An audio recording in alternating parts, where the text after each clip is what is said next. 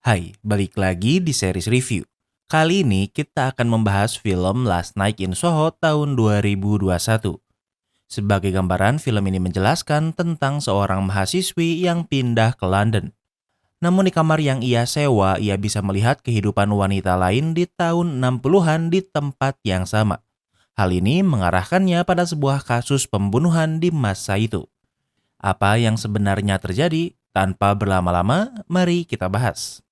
Di awal film ini, kita akan melihat seorang wanita bernama Ellie. Ellie adalah seorang gadis yang ceria. Ia bercita-cita ingin menjadi seorang desainer pakaian. Saat ini, ia masih menunggu apa ia diterima di sekolah fashion di London. Walau Ellie masih muda, namun ia menyukai gaya tahun 60-an sehingga ia bisa disebut old school. Ellie tinggal berdua dengan neneknya. Namun di cermin, ia bisa melihat ibunya yang sudah meninggal dari saat ia kecil. Ellie tidak takut karena ternyata ia memang memiliki kemampuan supernatural karena bisa melihat apa yang orang tak bisa lihat. Di saat yang sama, neneknya memberitahu ada surat yang datang. I'm going to London, I'm going to London, I'm going to London. Ellie sangat bersemangat membacanya dan ternyata hasilnya adalah ia diterima di sekolah impiannya. Ellie sangat mencintai London di tahun 60-an, bahkan ia akan membawa piringan hitam ke London. Mereka tinggal di desa terpencil, namun nenek dan ibu Ellie pernah ke London. Ellie ingin membawa neneknya ke London saat ia menjadi desainer terkenal. Nenek Ellie memperingatkan kalau London tak semudah yang Ellie pikir. Ibu Ellie memiliki mimpi yang sama namun tidak bisa menahan kerasnya London. Namun Ellie sudah membulatkan tekadnya untuk pergi ke London sehingga tak ada apapun yang bisa menghentikannya. Nenek Ellie hanya mencemaskan Ellie. Waktu berlalu, di suatu pagi adalah saatnya Ellie akan pergi ke London. Ia tinggal di desa yang kecil sehingga pindah ke London adalah sebuah langkah besar untuknya. Ellie ke London dengan menggunakan kereta. Sebagai salah satu kota tertua di dunia, tentu London memiliki gayanya tersendiri. Ellie menggunakan taksi untuk pergi ke asramanya. Supir taksi bertanya untuk apa Ellie ke London dan Ellie menjawab kalau ia adalah murid sekolah fashion. Supir taksi mengira Ellie adalah model sehingga merayunya dan membuat Ellie tidak nyaman. Ellie masih defensif sehingga ia mudah parnoan. Walau tujuannya belum sampai, Ellie ingin segera turun. Awalnya supir taksi tak mengizinkan Ellie turun, namun Ellie berkata kalau ada toko yang ia ingin datangi lebih dulu. Ellie pergi ke sebuah minimarket. Ia memeriksa keluar dan melihat supir taksi itu masih menunggu di luar. Tentunya Ellie mencurigakan sehingga ia membeli sekaleng cola dan tak lama kemudian taksi itu pun pergi. Kemudian Ellie melanjutkan perjalanan dengan berjalan kaki. Do you want a hand? Fine. Saat akan memasuki asrama, seorang pria bernama John menawarkan bantuan namun Ellie menolaknya.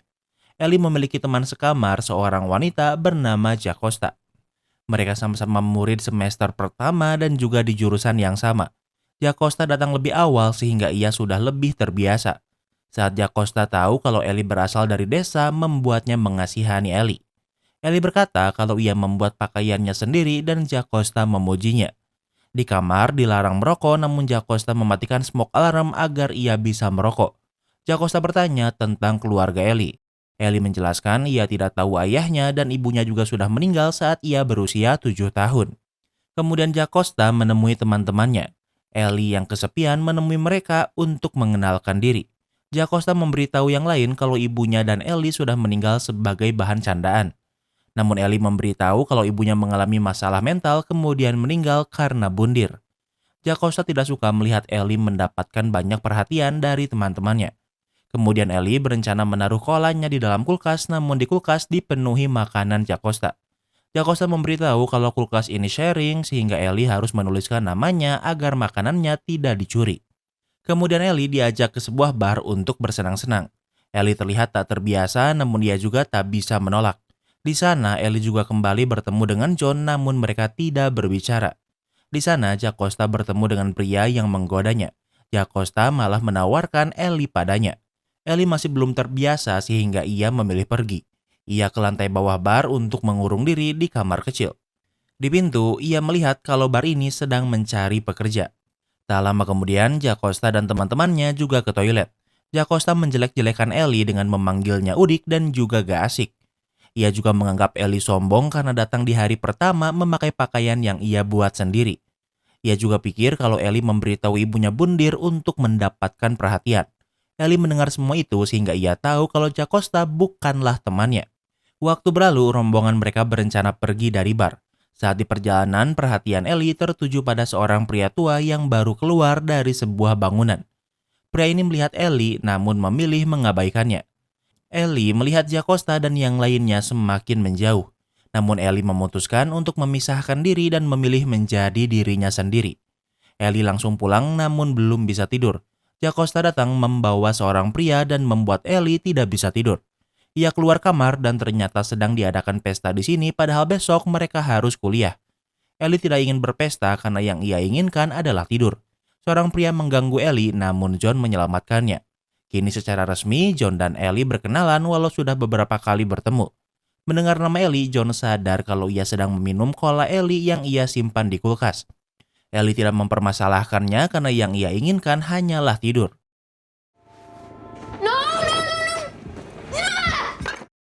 Namun ternyata walau Ellie tidak berpesta, namun ia malah yang terakhir bangun. Akhirnya ia terlambat di hari pertamanya kuliah.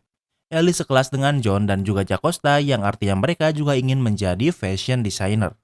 Setelah kelas berakhir, Ellie menelepon neneknya. Namun ia berbohong dengan berkata kalau kehidupannya berjalan lancar di London. Tentunya Ellie merasa bersalah berbohong pada neneknya, namun menurutnya ini lebih baik daripada membuatnya khawatir. Saat di sana, ia melihat sebuah kertas yang jatuh dari mading. Ellie memeriksanya dan ternyata ini adalah iklan kosan khusus wanita. Ellie memutuskan untuk memeriksa kosan ini karena merasa ia tidak bisa tinggal di asrama. Lokasinya tak begitu jauh dengan kampus. Wanita tua ini bernama Collins yang merupakan pemilik kosan. Tempat ini sudah sangat tua namun masih terawat. Salah satu peraturannya adalah tidak boleh membawa tamu pria melebihi jam 8 malam. Ruangan Ellie adalah kamar paling atas bangunan. Ruangannya terlihat jadul, namun bagi Ellie yang suka old school tentu ini malah sempurna. If I could live any place and any time, I'd live here, in London in the 60s. Ellie berkata jika bisa tinggal dimanapun dan kapanpun maka ia akan tinggal di London di tahun 60-an. Ellie akan pindah secepatnya. Ellie adalah seorang mahasiswi dan hal ini membuat Colin ragu apa Ellie bisa membayar biaya sewanya. Salah satu alasan kenapa banyak anak yang lebih memilih tinggal di asrama karena harganya murah. Di malam hari, Ellie langsung membawa barang-barangnya dari asrama dan pindah ke kosan barunya. Tepat di luar jendela kamar Ellie ada sebuah lampu toko yang lumayan menyinari kamar Ellie. Walau tinggal di sini artinya mengeluarkan biaya ekstra, namun Ellie mencoba untuk menikmatinya. Walau dengan lampu yang berkelap-kelip dari luar, ia mencoba tidur. Ellie bermimpi di mana ia tiba-tiba berada di sebuah gang gelap. Ia mendekati cahaya yang ternyata membawanya ke jalanan London di tahun 60-an. Tentunya Ellie sangat terkejut namun ia sadar ini adalah mimpi sehingga ia memasuki sebuah klub. Saat melihat ke cermin yang ia lihat bukan dirinya sendiri melainkan seorang wanita bernama Sandy. Ini bukan sekedar mimpi namun Ellie berada di point of view Sandy. Sandy datang ke klub ini sendirian. Bagi Ellie yang kagum bisa melihat ini, ia hanya bisa mengikuti apa yang dilakukan Sandy. Ini adalah salah satu klub paling populer di London di masa ini. Dengan pakaian mencolok tentu membuat Sandy menjadi pusat perhatian. Hello, you're a gorgeous creature. What's your name? Sandy. Seorang pria hidung belang mencoba merayu Sandy namun ia tak mudah dirayu. Sandy menemui bartender bukan untuk memesan minuman namun untuk mencari tahu siapa pemilik bar ini. Ternyata Sandy kesini karena ingin menjadi penyanyi padahal tidak memiliki pengalaman apapun sebelumnya. Bartender tidak bisa membuat Sandy bertemu pemilik klub namun ia menyarankannya bertemu dengan pria bernama Jack karena ia banyak mengatur wanita. Sesuai arahannya, Sandy mendekati pria bernama Jack. Sandy tak basa-basi dan langsung berkata kalau ia ingin menjadi penyanyi di sini. How's your dancing? Care for a demonstration? Jack bertanya apa Sandy pandai menari dan Sandy menantangnya untuk menari bersama. Kemudian mereka menari dan terlihat kalau Sandy bukan orang pemalu seperti Ellie. Sandy berhasil membuat Jack terpukau. Namun Jack berkata kalau Sandy tidak bisa menjadikan klub ini sebagai langkah pertamanya. Jack bisa memberi Sandy pekerjaan minggu ini di klub berbeda. Saat Jack pergi membawa minuman untuk Sandy, pria hidung belang sebelumnya kembali mendekati Sandy. Sandy menolaknya dan saat Jack kembali, pria hidung belang ini tak berkutik. Namun ia malah menghina Sandy sehingga Jack terpaksa harus memberinya salam persahabatan. Kemudian Jack mengajak Sandy keluar klub. Mereka berciuman sebelum pergi. Jack membawa mobil sehingga Jack mengantarnya pulang. Sandy sangat senang karena merasa ia selangkah lebih dekat dengan impiannya. Tak lama kemudian mereka sampai di rumah Sandy yang ternyata adalah tempat yang kamarnya sekarang Ellie sewa. Ellie sangat menikmati melihat kehidupan Sandy walau ia tahu kalau ini hanya mimpi. Saat akan menyentuh Sandy, di saat yang sama alarm berbunyi sehingga Ellie terbangun. Kini Ellie bisa kuliah dengan normal. Ia sekelas dengan John dan Jocasta sehingga akan sering melihat mereka walau tidak tinggal lagi di asrama. Ellie terinspirasi dari pakaian yang dipakai Sandy semalam sehingga berencana membuatnya menjadi proyek pertamanya. John memuji desain pakaian yang Ellie buat. Jocasta si Pikmin tidak suka melihat Ellie mendapatkan perhatian. Ia memeriksa gambar Ellie namun tidak memberi komentar. Ia malah menyadari ada hiki di leher Ellie. Ellie bingung kenapa di lehernya ada hiki. Ia tidak merasa mencium siapapun, namun dia ingat saat ia melihat kehidupan Sandy, Jack mencium leher Sandy. Walau ini aneh, namun Ellie memilih untuk mengabaikannya. Saat keluar kampus, ia dihentikan John. John memberi Ellie sekaleng cola untuk menggantikan cola Ellie yang John minum di pesta. Kemudian John bertanya apa Ellie kosong malam ini, namun Ellie menjawab kalau ada sesuatu yang harus ia lakukan malam ini. Ellie sebenarnya tidak memiliki rencana apapun. Yang ia inginkan adalah kembali memimpikan kehidupan Sandy di London di tahun 60-an. Ilusi mimpi Ellie ini lumayan bikin pusing, tapi intinya Ellie bisa merasakan apa yang Sandy alami. Malam ini Jack kembali menemui Sandy untuk memberinya pekerjaan. Mereka pergi ke sebuah klub yang masih tutup yang bernama Rialto. It's closed. Not for you. Alasan Jack membawa Sandy ke sini adalah untuk melakukan audisi di depan pemilik klub. Sandy bernyanyi di atas panggung dan ia bisa bernyanyi dengan baik. Pemilik klub setuju untuk memperkerjakan Sandy di klub. Sandy sangat senang dan kembali melihat pintu masuk klub ada sebuah logo R yang diukir. Sandy sangat berterima kasih pada Jack yang sudah membantunya. What's Sandy short for? Alexandra. Jack bertanya apa Sandy punya nama panggung. Ternyata nama asli Sandy adalah Alexandra dan Sandy juga sudah menjadi nama panggung sehingga ia akan tetap menggunakan nama itu. Kini yang dibutuhkan Sandy adalah manajer dan Jack yang akan menjadi manajer Sandy. Waktu berlalu, pagi tiba dan sudah saatnya Ellie bangun. Ellie sangat terobsesi dengan Sandy sampai merubah warna rambutnya. Melihat Sandy yang sangat percaya diri membuat Ellie juga ikut percaya diri. Bahkan saat di kelas ia juga bisa bersinar dan mendapatkan hati dosennya. Setelah selesai kuliah, Ellie pergi ke toko antik. Ia mencari-cari pakaian dari tahun 60-an. Saat mengaca dari pantulan cermin, ia melihat sesuatu yang menarik perhatiannya. Ia memeriksanya keluar dan ternyata ia melihat logo R Club tempat Sandy melakukan audisi sebelumnya. Pemilik toko memarahi Ellie yang keluar dengan pakaian yang belum ia bayar. Karena malu, Ellie berencana membeli pakaian retro ini namun ternyata harganya 375 pounds atau sekitar 5 jutaan. Harga ini sangat mahal bagi Ellie namun ia sudah terlanjur berkata akan membelinya. Karena kini ia butuh uang, Ellie pergi ke bar yang pertama ia datangi sebelumnya. What can I get you, love? I was hoping a job. Ia melihat ada lowongan pekerjaan di sini dan berhasil mendapatkannya sebagai bartender. Di sana ia kembali melihat pria tua yang ia lihat sebelumnya namun ia tak berkata apa-apa. Namun saat Ellie akan pergi, pria tua ini mengejarnya. Awalnya Ellie mengabaikannya namun kemudian memilih berbicara dengannya. Pria tua ini bertanya siapa ibu Ellie karena merasa mengenalnya. Ellie hanya menjawab kalau ibunya sudah meninggal dan saat akan pergi ia hampir tertabrak namun ia tak terluka. Kemudian Ellie pulang dan Colin menghentikannya karena tidak mengenali Ellie yang mengganti warna rambutnya. Colin sering mendengar lagu dari tahun 60-an dari kamar Ellie. Ellie menjawab kalau ia lebih suka lagu di masa itu daripada di masa sekarang.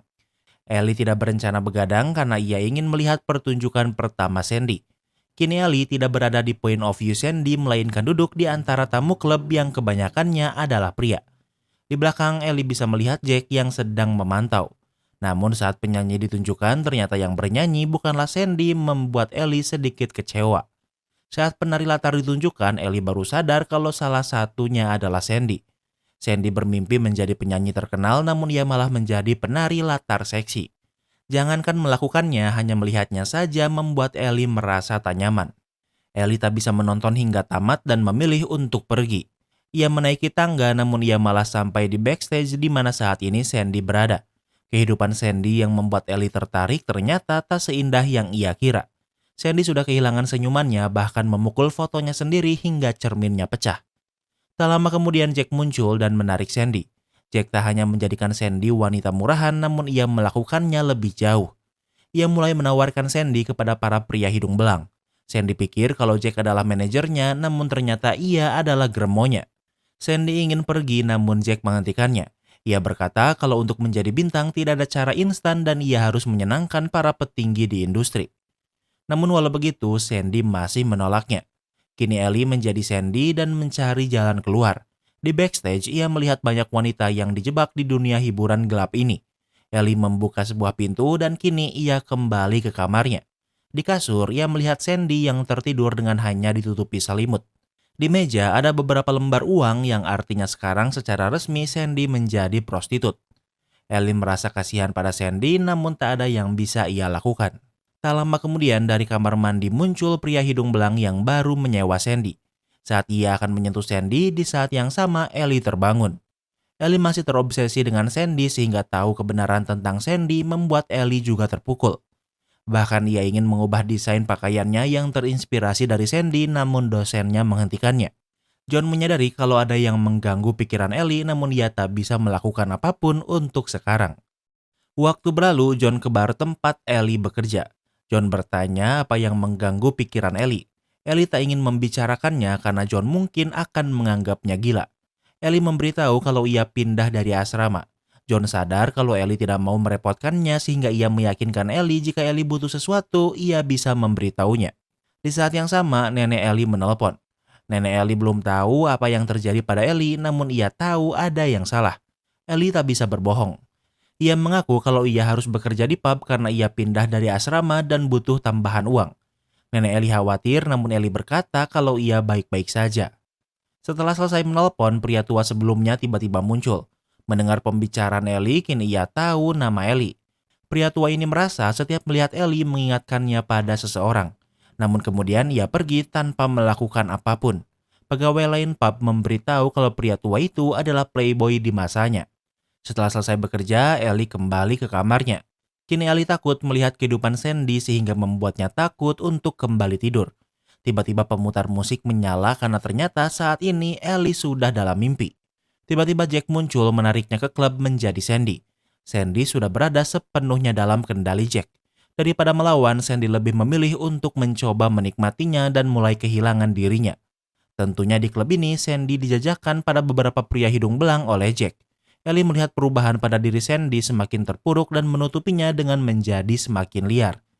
Suatu malam ada seorang pria mengajaknya bicara. What's your real name, love? I reckon you're a copper or something. Pria ini tahu kalau nama yang diberi Sandy palsu sehingga menanyakan nama aslinya. Sandy tidak memberitahunya karena ia berpikir kalau pria ini adalah polisi. Pria ini berkata kalau Sandy terlalu bagus untuk tempat seperti ini. Ia menyarankan Sandy untuk keluar dari dunia ini selagi bisa. Sandy pikir itu sudah terlambat. Pria ini meminta Sandy melihat ke cermin, namun Sandy menolaknya. Ellie memohon meminta Sandy melihatnya bahkan sampai memecahkan cermin, namun di saat yang sama Ellie terbangun. Sekarang masih malam dan ia merasa ada yang aneh. Saat ia melihat ke cermin atas, Ellie sadar kalau ia masih melihat kehidupan Sandy. Di depannya Ellie melihat bayangan pria setengah transparan. Ellie sadar kalau ini adalah bayangan dari pria hidung belang yang memanfaatkan Sandy. Jumlah mereka banyak namun wajah mereka tidak jelas dan berganti-ganti. Ellie sangat takut namun ia bisa keluar kamarnya dan ia sadar kalau hari sudah siang. Ia membuka kamarnya dan segalanya kembali normal. Namun saat berbalik ia melihat banyak hantu bayangan dari masa lalu Sandy yang membuatnya takut. Waktu berlalu setelah sekolah berakhir, Ellie masih di kelas karena tidak mau pulang. John menyapanya dan Ellie mau diajak pergi kemanapun John mengajaknya. John berencana untuk pergi ke sebuah pesta kostum yang kebetulan diadakan malam ini. Daripada pulang, Ellie lebih memilih untuk mendatangi pesta ini. Jacosta dan yang lainnya tidak menduga Ellie akan datang. Jocasta memberi mereka minuman agar bisa menikmati malam. Ellie meminumnya tanpa curiga. Ellie melepaskan kegelisahannya dengan menari bersama John. Namun walau sekarang dipenuhi orang, Ellie masih bisa melihat banyak hantu. Mereka tidak melakukan apapun, namun kemanapun Ellie pergi, ia bisa melihat mereka. Tak hanya itu, sekarang bahkan ia bisa melihat Sandy. Ellie mendekati Sandy, namun tentunya ini hanya ilusi dan Sandy menghilang. John menanyakan keadaan Ellie, namun Ellie mengalami panic attack dan ingin mencari udara segar. Ia keluar walau sekarang sedang hujan. Ia melihat Sandy yang sedang digoda pria hidung belang. Tak lama kemudian John datang dan bayangan itu menghilang. Ellie sangat panik sementara John bingung, namun ia tetap ingin membantu.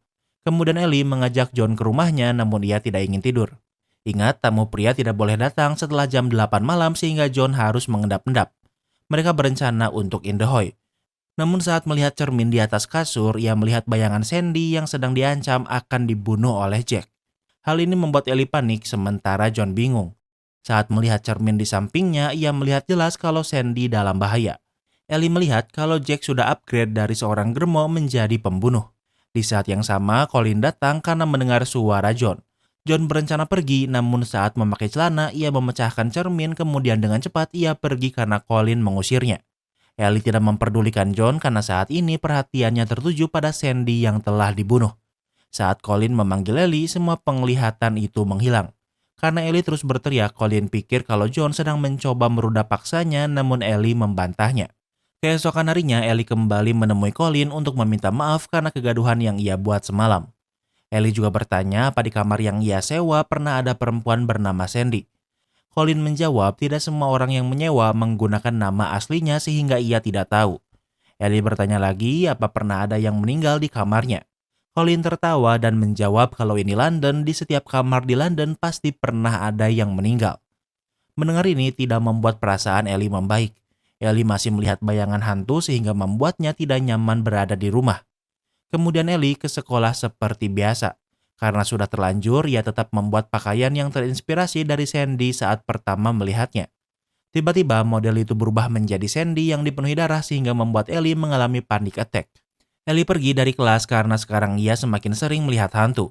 Saat ia di keramaian pun ia masih melihat banyak hantu. Ia terus berlari bahkan menabrak Jack. Ellie melarikan diri dan ternyata Jack itu adalah pria tua yang selama ini Ellie temui. Ellie terus berlari dan tanpa sadar sampai di kantor polisi. Ia memutuskan untuk memberitahu polisi tentang kasus pembunuhan Sandy. Tentu polisi tidak menganggapnya serius karena Ellie tidak memiliki bukti apapun, apalagi itu adalah kasus dari tahun 60-an. Polisi malah bertanya apa sebelumnya Ellie mengkonsumsi obat-obatan. Ia membantahnya, namun ia ingat saat di pesta ia meminum minuman dari Jocasta dan sejak itulah penglihatannya dimulai. Ellie juga membantah kalau di keluarganya memiliki histori skizofrenia padahal ibunya meninggal jelas-jelas karena mengalami gangguan mental yang mungkin adalah skizo. Ellie tahu yang membunuh Sandy adalah Jack dan ia pikir pria tua yang sering mengikutinya adalah Jack. Sebelum pulang, Ellie pergi ke toilet lebih dulu. Saat keluar, ia mendengar dari toilet pria kalau polisi pria yang menginterogasinya malah menertawakan ceritanya. Polisi wanita yang juga menginterogasi Ellie tidak berpikir kalau Ellie berbohong, namun ia juga membutuhkan bukti lebih kuat. Karena ini kasus yang sangat lama, jika Ellie memiliki nama lengkap Sandy, maka itu akan sangat membantu. Kemudian Ellie ke perpustakaan. Ia ke sini untuk mengakses koran dari tahun 60-an. Ia pikir jika Sandy memang dibunuh, maka seharusnya beritanya dimuat di koran. Tak lama kemudian John menemuinya karena saat kabur, Ellie meninggalkan tasnya. John meminta maaf jika semalam ia melakukan kesalahan, namun tentu Ellie membantahnya. Ellie belum bisa menjelaskannya karena takut John menganggapnya gila. Namun John berjanji tidak akan menghakimi Ellie sehingga Ellie memberitahu kalau semalam ia melihat Sandy dibunuh.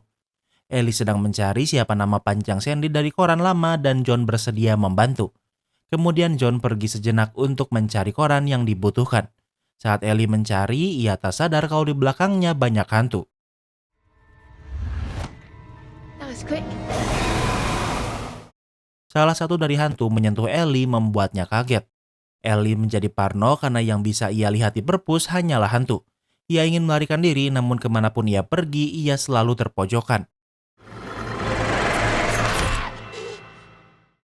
Ellie sudah muak dan saat akan menyerang salah satu hantu dengan gunting, ternyata itu adalah Jocasta. Untungnya John menghentikannya sehingga tidak ada yang terluka. Kemudian Ellie berencana pergi dari perpus. Di jalan ia melihat Sandy yang sedang berjalan. Ellie mengejarnya karena ingin berbicara. Walau Sandy berjalan namun Ellie tidak bisa mengejarnya. Ellie sampai di sebuah jalan kecil yang dipenuhi banyak hantu. Hantu-hantu ini menangkap Ellie sehingga Ellie tidak bisa mengejar Sandy. Ellie melepaskan diri dan kembali mengejar Sandy. Kali ini ia bisa menyusul Sandy namun Sandy malah mendorongnya hingga jatuh. Kemudian semua hantu itu menghilang namun Ellie melihat Jack tua yang berjalan. Ellie mengejarnya dan Jack pergi ke pub tempat Ellie bekerja. Ellie ke pub apalagi seharusnya hari ini bekerja. Jack sudah menunggu di pub bagian bawah tempat Ellie biasanya bekerja. Ellie ingin membuat Jack mengaku kalau ia membunuh Sandy sehingga Ellie menyetel perekam audio. Ellie melayani Jack sambil bertanya bagaimana dengan masa mudanya. Jack memberitahu kalau ia tahu semua gadis di Soho. Ellie bertanya apa ia mengenal Sandy dan Jack mengiyakannya.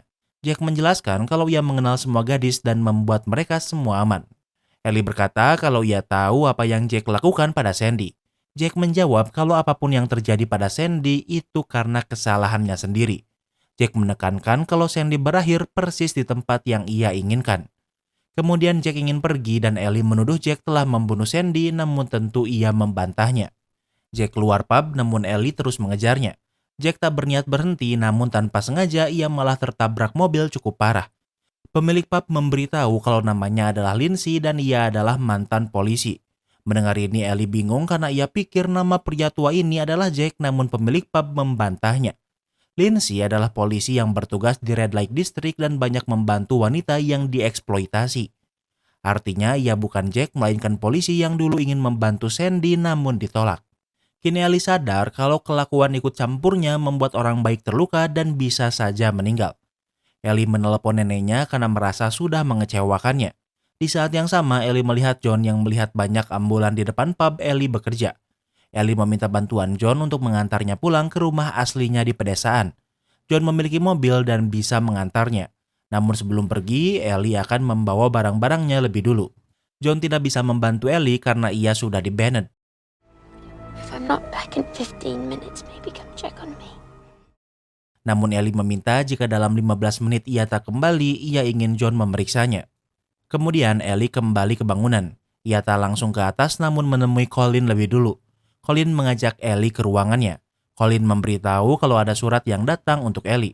Ellie tidak bisa membacanya dan langsung memberitahu kalau ia akan pindah malam ini juga dan ingin meminta sebagian deposit yang sudah ia bayarkan. Colin ingin Ellie tenang sehingga memberinya teh hangat. Colin tahu kalau Ellie melapor polisi tentang kejadian di kamarnya. Colin tahu itu karena ternyata Polwan sebelumnya datang untuk menanyai Colin. Colin mengaku kalau seorang wanita memang pernah meninggal di kamar itu. Dan itu adalah Colin muda. Mendengar ini Ellie sadar kalau Colin adalah Sandy. Dari surat tertulis kalau nama lengkap Colin adalah Alexandra Collins yang merupakan nama asli Sandy. Jadi mulai sekarang kita akan memanggil Collins dengan nama Sandy. Sandy menjelaskan ia datang ke London dengan harapan untuk menjadi penyanyi. Namun ia malah bertemu dengan Jack yang menjerumuskannya ke dunia gelap. Setiap ia melayani pria hidung belang, Sandy membayangkan kalau wajah mereka kosong. Dan itulah kenapa hantu pria yang Ellie lihat memiliki wajah tak jelas. Setiap kali melayani pria hidung belang, Sandy kehilangan jati dirinya dan berubah menjadi Sandy yang berhati dingin. Dan ternyata saat Jack berencana membunuh Sandy, justru Sandy-lah yang berhasil membunuhnya. Ternyata selama ini pria hidung belang yang menjadi langganan Sandy ia bunuh dan itulah kenapa di tempat ini dipenuhi hantu. Ellie sadar kalau Sandy yang ingin ia bantu tak sebaik yang ia kira. Ia berjanji kalau ia tidak akan melaporkan apa yang telah Sandy lakukan namun Sandy tidak khawatir. Ternyata Sandy sudah memberi obat di teh yang Ellie sebelumnya minum. Ellie meminumnya sedikit sehingga perutnya sakit. Namun 15 menit sudah berlalu sehingga John menyalakan bel untuk memeriksa Ellie. Sandy keluar sambil memegang pisau. Ellie ingin menyelamatkan John hingga meja jatuh namun Sandy bisa dengan mudah melumpuhkan Ellie. Ada rokok yang jatuh ke kotak yang mulai mengeluarkan asap. Sandy mengizinkan John masuk. Ellie berteriak meminta John pergi namun terlambat karena Sandy menusuk perut John. Target Sandy selanjutnya adalah Ellie. Kini halusinasi Ellie menggila lagi seperti di boss Far Cry 3. Di saat yang sama, rokok yang jatuh sudah menyebabkan api yang mulai menyebar. Sandy mengejar Ellie namun Ellie berhasil menendang Sandy hingga jatuh. Ia bersembunyi di kamarnya sendiri. Ia pikir ia sudah aman, namun tiba-tiba muncul banyak hantu korban Sandy. Ellie ingin menelpon polisi, namun ia terus dipegangi sementara Ellie berteriak ketakutan. Namun saat ia mulai tenang, ia sadar kalau hantu-hantu ini bukan menghantuinya namun sedang meminta tolong. Mereka adalah korban Sandy dan meminta Ellie untuk membalas dendam. Di saat yang sama, Sandy masuk ke kamar dan kali ini ia bisa melihat semua korbannya. Karena mereka dibunuh Sandy, hal ini membuat mereka takut pada Sandy. Namun tak lama kemudian semua itu menghilang. Sandy berkata kalau ia tidak menginginkan semua ini untuk terjadi karena ia juga korban. Namun dia juga tak menyesal telah membunuh para pria hidung belang yang sudah mengeksploitasi wanita. Sandy tak ingin masuk penjara sehingga ia memilih untuk bundir, namun Ellie menghentikannya. Ellie memohon agar Sandy tidak bundir, namun sekarang sudah terlambat. Api di rumah membesar dan Sandy harus menyelamatkan John yang masih ada di lantai bawah. Ellie pergi sementara Sandy memilih untuk meninggal di kamar di mana semuanya dimulai. Ellie berhasil turun dan menyelamatkan John yang tak sadarkan diri. Pemadam kebakaran datang untuk mengontrol situasi. Baik Ellie dan John berhasil diselamatkan walau tentunya tidak dengan Sandy. Waktu berlalu, sekolah Ellie melakukan fashion show dan Ellie memamerkan pakaian buatannya yang terinspirasi dari Sandy. Dan dengan begitu, film ini pun berakhir. Kini kita masuk ke sesi rating. Yang pertama adalah tema. Tema film ini adalah psikologi horor. Kita disuguhkan dengan Ellie yang memiliki kemampuan untuk bisa melihat masa lalu. Ia melihat kasus pembunuhan dari sudut pandang korban yang lumayan membuat penasaran. Di sini juga dijelaskan kalau apa yang kita lihat mungkin tak seindah kelihatannya. Ellie pernah berkata jika ia bisa tinggal dimanapun dan kapanpun, ia akan memilih tinggal di London di tahun 60-an. Setelah mengetahui apa yang terjadi pada Sandy, apa Ellie masih berpikir demikian? Menurut Mimin, temanya unik, jadi untuk tema Mimin kasih rating 9/10. Yang kedua adalah logika. Kekuatan Ellie tidak begitu dijelaskan, namun kita juga tahu kalau keluarga Ellie memiliki histori kesehatan mental. Hal ini sering membuat hal yang terjadi menjadi ambigu apakah ini nyata atau tidak. Yang paling mengganggu Mimin itu bagaimana bisa Sandy membunuh banyak orang terus mayatnya disembunyikan di lantai dan di dinding tapi gak ketahuan. Harusnya sih baunya ganggu dan Mimin pikir mustahil polisi tidak memeriksa banyaknya orang yang tiba-tiba menghilang. Agak konyol di bagian ininya, jadi untuk logika Mimin kasih rating 7/10. Yang ketiga adalah plot twist. Jujur Mimin udah expect kalau Collins ini adalah Sandy karena kalau dirunut berdasarkan usia harusnya cocok. Yang Mimin gak expect itu ternyata pria tua yang Ellie sering lihat ternyata bukan Jack melainkan polisi baik yang sering membantu wanita yang dieksploitasi. Twistnya lumayan kebaca, jadi untuk plot twist Mimin kasih rating 8/10. Yang keempat adalah ending. Endingnya lumayan puas karena semua misterinya langsung diberitahu. Cuma eksekusinya menurut Mimin terlalu terburu-buru. Collins langsung mengaku kalau ia adalah Sandy dan ingin membunuh Ellie. Tapi saat melihat korbannya ia malah gak jadi bunuh Ellie dan memilih bundir. Menurut Mimin penyelesaiannya terlalu cepat jadi gak terasa efek dramatisasinya. Jadi untuk ending Mimin kasih rating 7/10. Yang kelima adalah entertainment value. Film ini mungkin salah satu tipikal film yang lebih menyenangkan kalau ditonton langsung. Soalnya banyak banget scene nyanyi dan dansanya yang tentu Mimin skip. Ending dan plot twistnya juga mid tapi pace-nya Mimin pikir cukup. Kita gak butuh waktu lama sampai cerita Sandy mulai menarik. Jadi untuk entertainment value Mimin kasih rating 9/10. Jadi overall rating Last Night in Soho tahun 2021 adalah 8. Apa kalian setuju sama rating Mimin? Jangan lupa like video ini kalau kamu suka dengan video ini dan jangan lupa juga cek video kita lainnya. Terima kasih sudah menonton dan sampai bertemu lagi di film berikutnya.